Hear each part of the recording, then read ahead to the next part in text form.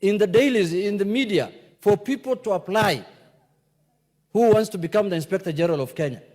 Then after that, the National Police Service Commission was supposed to shortlist and come up with a few number that they can interview and then recommend names to the President, Mr. Speaker.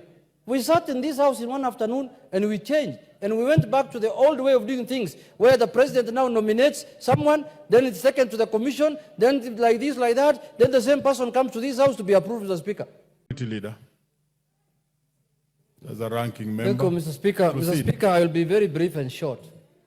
Mr. Speaker, on this matter, Mr. Speaker, this is one of the approval or the appointments that in this house you say give it a chance, Mr. Speaker. It's an approval that you can describe. Let's give it a chance, Mr. Speaker. Because, Mr. Speaker, why do I say so? Mr. Speaker, since the new constitution came in place, I don't think this country has gotten it yet right in the appointment of an Inspector General, Mr. Speaker. As you're aware, Mr. Speaker, the constitution, when it was enacted, was very clear on how... Mr. Speaker, what is this market going on here? Order, Elachi. I know that matter is juicy of court orders, but please, order. Proceed. Thank you, Mr. Speaker. Mr. Speaker, when the new constitution came into place, the criteria of getting a new IG was very clear, Mr. Speaker. And the office of the Inspector General was made a constitutional office, Mr. Speaker. But what happened? Through legislation, Mr. Speaker, this House changed the method of appointment of a new Inspector General. What was emphasized in the Constitution was that the National Police Service Commission, which is also an independent commission, was supposed to advertise in the dailies, in the media, for people to apply who wants to become the Inspector General of Kenya. Then after that, the National Police Service Commission was supposed to shortlist and come up with a few number that they can interview and then recommend names to the President, Mr. Speaker. We sat in this house in one afternoon and we changed. And we went back to the old way of doing things, where the President now nominates someone, then it's taken to the commission, then like this, like that, then the same person comes to this house to be approved, Mr. Speaker. That is not what the new constitution was thinking about. Then we went down even to the deputy DIGs, who are not even vetted by anybody, who are appointed directly by the President, Mr. Speaker.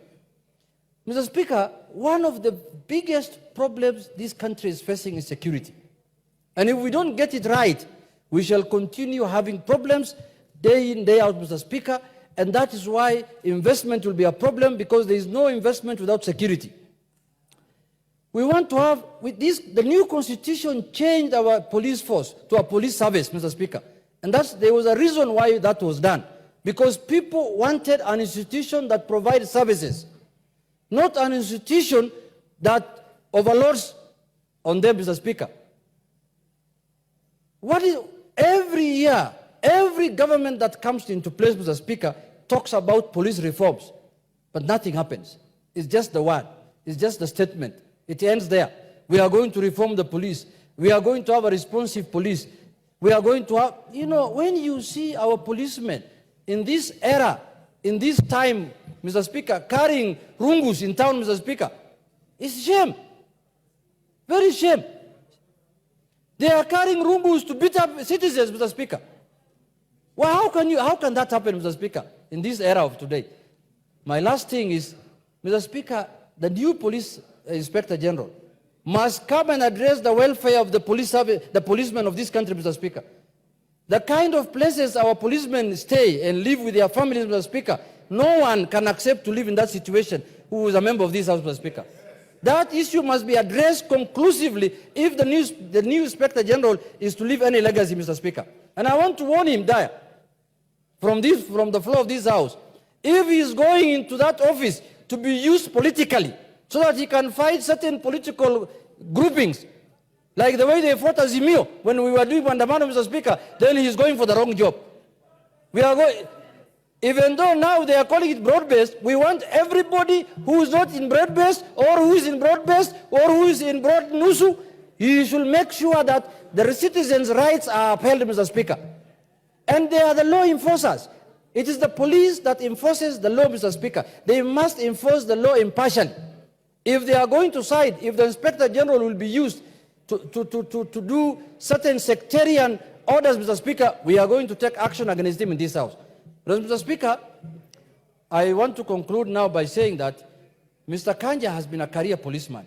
He has served 35 years in the police service, 39 years, I am told. I hope and pray that he will do things differently. I hope and pray that we are going to have a police service that is responsive, and for that reason, I am saying we do this approval based on what is called, let's give it a chance. I'm not saying that I am fully satisfied, but let's give him a chance. We see how he performs. Thank you very much, Mr. Speaker.